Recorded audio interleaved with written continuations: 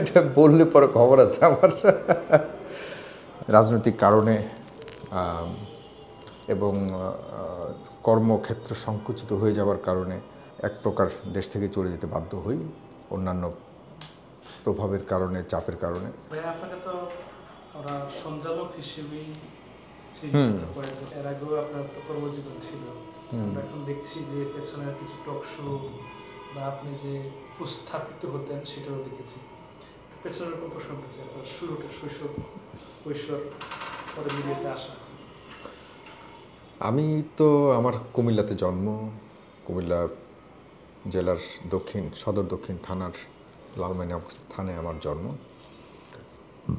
তো আমি আমার অঞ্চলে যদিও কালচার প্র্যাকটিসিং খুব কমই ছিল, মানে জনগণের মানুষের কাছে বিভিন্ন ধরনের মানে সাহিত্য চর্চা, গান চর্চা এই জাতীয় বিষয়গুলো একটু কমই ছিল, কিন্তু আমি একটু ব্যতিক্রম ছিল বলে আমার তৎকালীন সময়ের সহপাঠীরা এখন বলে যে না, আমি একটু ওই ধাঁচের প্র্যাকটিসিংয়ে কিছুটা হলেও ছিলাম, থাকতাম, যার প্রেক্ষিতে গান গাইতাম তখন। এরপরে দেখা যাচ্ছে যে তার ধারাবাহিকতায় আমি বাংলাদেশ টেলিভিশনের তালিকাভুক্ত শিল্পীও হয়েছি। এরপর তখন থেকে লেখালেখি করেছি, একটা বড় উপন্যাস লেখার পুরো যে পাণ্ডুলিপি, লেখার পাণ্ডুলিপি সম্পূর্ণ কমপ্লিট পাণ্ডুলিপি আমি চূড়ান্ত করেছি, কিন্তু কখনো বই প্রকাশ হয়নি তৎকালীন সময়ের কারণে। তো এই যে লেখালেখির বিষয়টা ছিল তখন আসলে এটা যে আমি কখনো সাহিত্যিক হব বা লেখক হব এই জাতীয় উদ্দেশ্য নয়, আমার ভিতর থেকে এমনিতে আসতো, যেটা এখন রিয়ালাইজ করি যে আসলে আমার তৎকালীন সময় থেকে আমার এরকম বিষয়ে ইচ্ছা ন্যাচারালি আমার ভিতর থেকে আসতো। এই কারণে বলবো যে আমার লেখালেখি বা সাংবাদিকতা বা এই জাতীয় বিষয়গুলি শুধু এখন নয়, বহু আগে থেকে একটা টেন্ডেন্সি আমার ভিতরে কাজ করতো। আচ্ছা, পরবর্তী সময়ে মানে পড়াশোনা শেষ করে আমি আমি আমি বাংলাদেশে থাকলে তো এভাবে তো করে বিভিন্ন দেখা যাচ্ছে যে বিচিত্রাতে বা বিভিন্ন ধরনের ছোট ছোট পত্রিকাতে লেখালেখি করতাম। এরপর আমি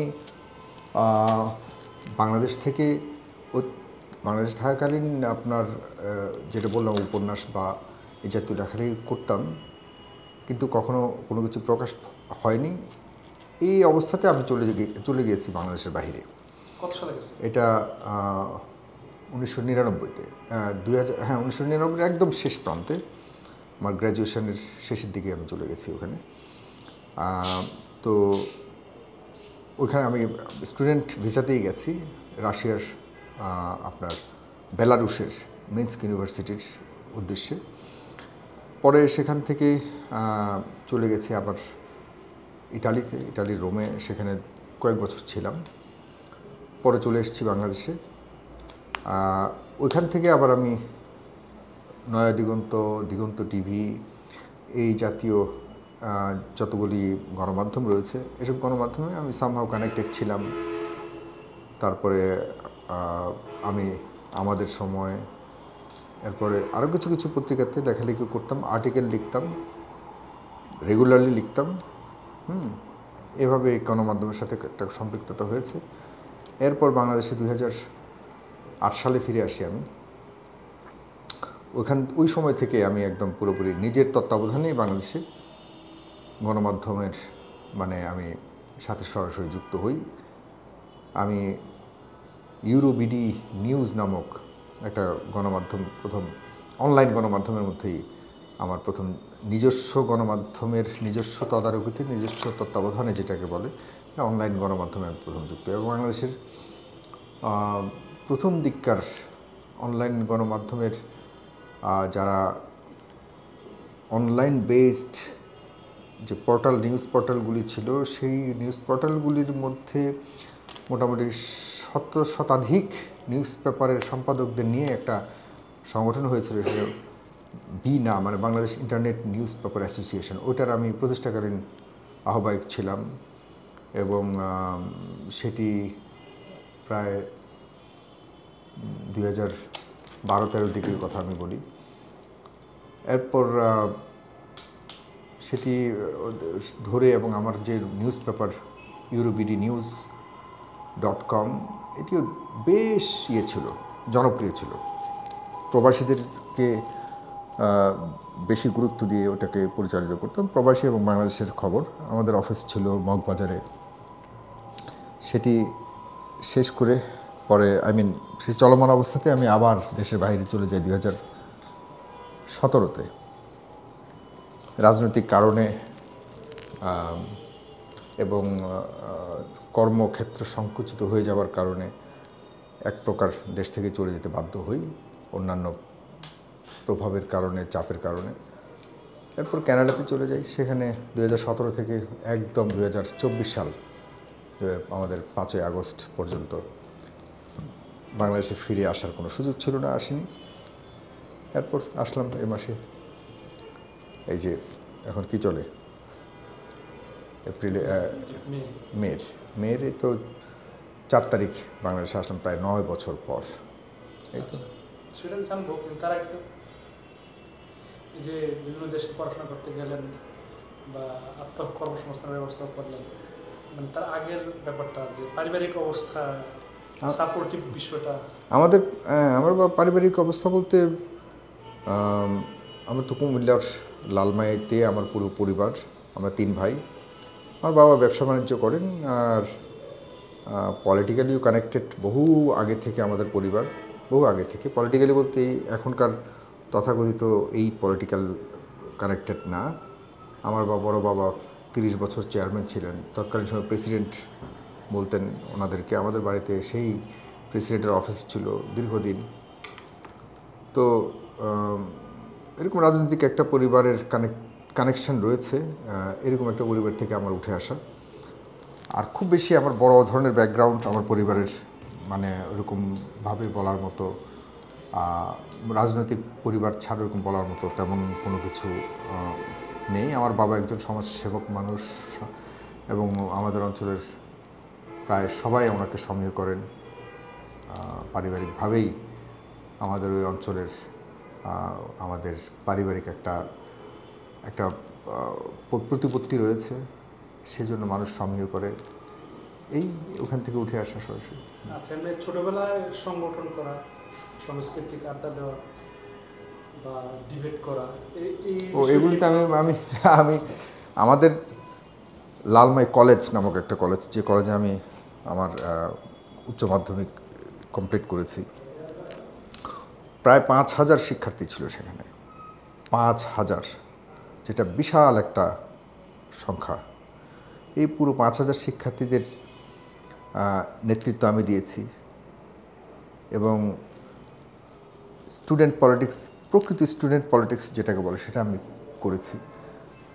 আমার ওই সময় এগুলি একদম পুরোপুরি সেদিনকার কথা মনে হচ্ছে। ওই সময় দেখা যাচ্ছে যে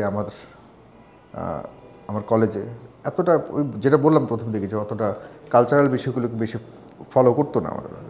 কিন্তু আমার এই স্টুডেন্টদের জন্য, আমার যারা শিক্ষার্থী সহপাঠী ছিল, আমার যারা একসাথে পড়াশোনা করতাম, তাদের জন্য দেখা যাচ্ছে যে সেখানে ডিবেট কম্পিটিশন আমার নেতৃত্বে আমি করেছি। একবার বা দুইবার, যতটুকু মনে পড়ে, যে আমার নেতৃত্বে এটাকে আয়োজন করেছি। এরপরে মঞ্চ নাটকের আয়োজন করেছি। এগুলি সব খুব ইতিহাস হয়ে আছে, সবাই জানে। যে জন্য আমাকে অনেক ভালোবাসতো শিক্ষার্থীরা, আমার সাথে যারা ছিল অনেক ভালোবাসতো। আমার কলেজের ভালোবাসা, আমার স্কুলের ভালোবাসা আসলে কারণ আমি ওই মনেই ছিলাম যে আমার শিক্ষার্থীদের জন্য আমার সবার জন্য কী করতে পারলাম, এসব ক্ষেত্রে বেশ ছিল আমার। হ্যাঁ, তো করেছি অনেক এগুলোর সাথে। ছোটবেলার কোনো গ্রামের কোনো স্মৃতি মনে পড়ে কিনা, যেটা আপনাকে আপ্লুত করে, বা কোনো তিক্তকর অধ্যায়, গল্প, ঘটনা আছে কিনা? অনেকই তো আছে ছোটোবেলার কথা। ছোটোবেলা যেটা কলেজ লাইফের এখন বলতে গিয়ে আমি খুব আবেগ আপ্লুত হয়ে গেলাম, সেটা হলো যে আমার কলেজের যারা ক্লাসমেটসরা ছিল বা জুনিয়র সিনিয়র যারা ছিল, তারা আমাকে খুব মানতো। এবং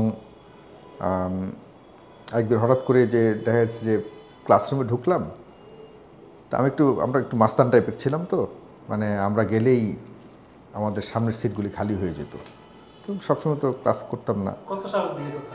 এটা হলো 2000 কি 2000 বলি 1994, 95, 96 দিকের কথা, 96, 97 এই সময়ের কথা।